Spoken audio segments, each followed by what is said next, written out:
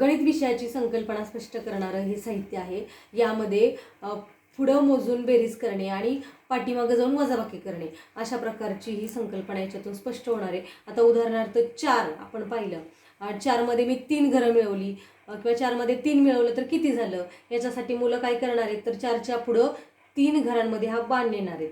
4 आता 3 घरं आपण पुढं जाऊ, 1 2 3 तर बाण 7 पाशी थांबलाय, म्हणजे 4 मध्ये पुढं 3 जर आपण ॲड केलं मिळवलं तर उत्तर येते 7।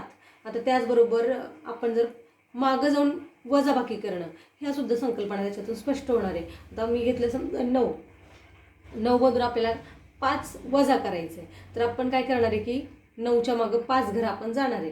आता 9च्या पाठीमागं आपण 5 घरं जाऊ, 1 2 3 4 5, तर 9च्या पाठीमागं आपण 5 घरं गेल्यानंतर उत्तर येते 4, म्हणजे 9 मधून 5 वजा झाल्यानंतर उत्तर 4 येणार आहे। अशा प्रकारे एकूण 50 पर्यंत संख्यांचं पुढे जाऊन बेरीज आणि पाठीमागं जाऊन वजाबाकी ही संकल्पना याच्यातून स्पष्ट होते।